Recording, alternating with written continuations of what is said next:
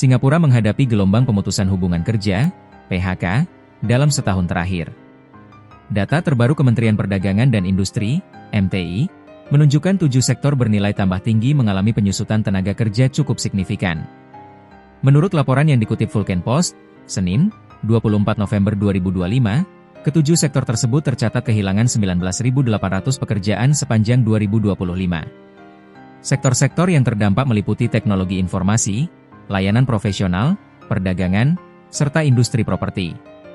MTI tidak merinci setiap kategori kehilangan pekerjaan secara detail, namun laporan menyebutkan bahwa sektor-sektor tersebut sebelumnya dikenal sebagai penyerap besar tenaga kerja lokal berkeahlian tinggi.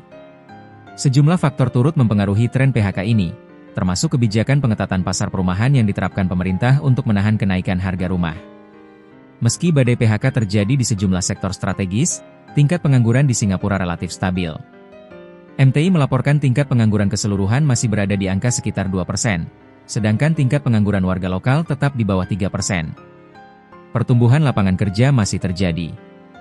Di tengah dinamika tersebut, Singapura tetap mencatat pertumbuhan lapangan kerja sepanjang tahun.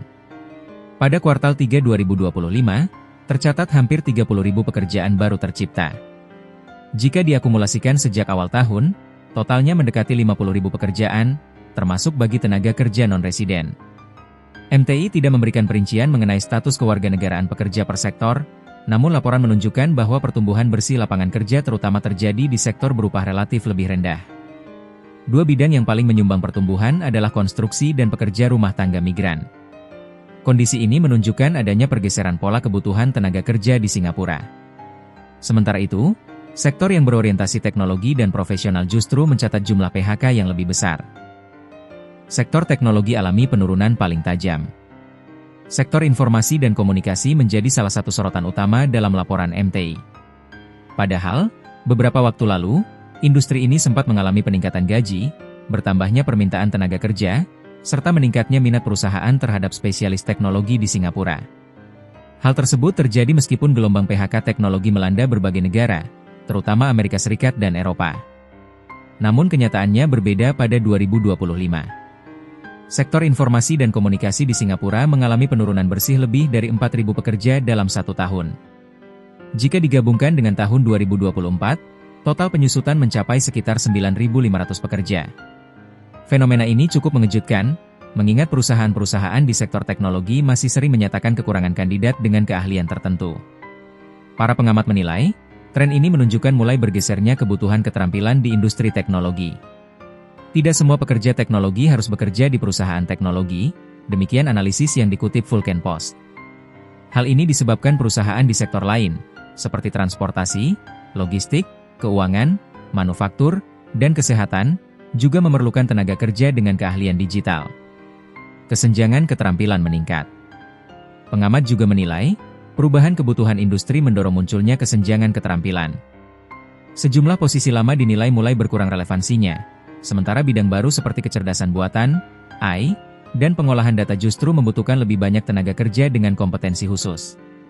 Kesenjangan inilah yang diperkirakan menjadi salah satu pemicu utama mengapa sebagian tenaga kerja teknologi mengalami pengurangan, meski peluang di bidang digital justru semakin berkembang. Secara keseluruhan, jumlah pekerja di sektor teknologi informasi di Singapura menyusut hampir 10.000 orang dalam 2 tahun terakhir. Meski sebagian diyakini sudah berpindah ke sektor lain, angka tersebut tetap mencerminkan adanya tantangan struktural dalam industri teknologi.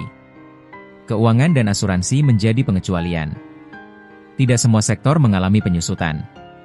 Sektor jasa keuangan dan asuransi justru menjadi pengecualian besar pada 2025.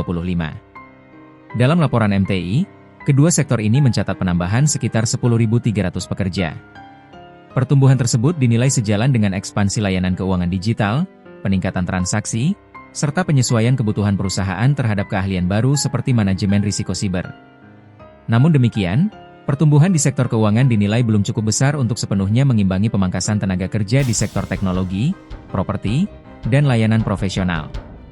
Di sisi lain, tidak seluruh tenaga kerja memiliki minat atau kesiapan keterampilan untuk berpindah ke sektor keuangan.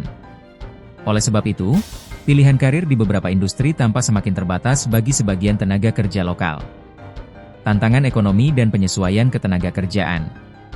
Para analis memandang situasi ketenagakerjaan Singapura sebagai gambaran besar perubahan ekonomi global. Perusahaan di berbagai negara tengah melakukan penyesuaian struktur organisasi, otomatisasi, serta efisiensi digital untuk mengurangi biaya operasional. Di Singapura, perubahan merupakan bagian dari strategi jangka panjang untuk meningkatkan daya saing.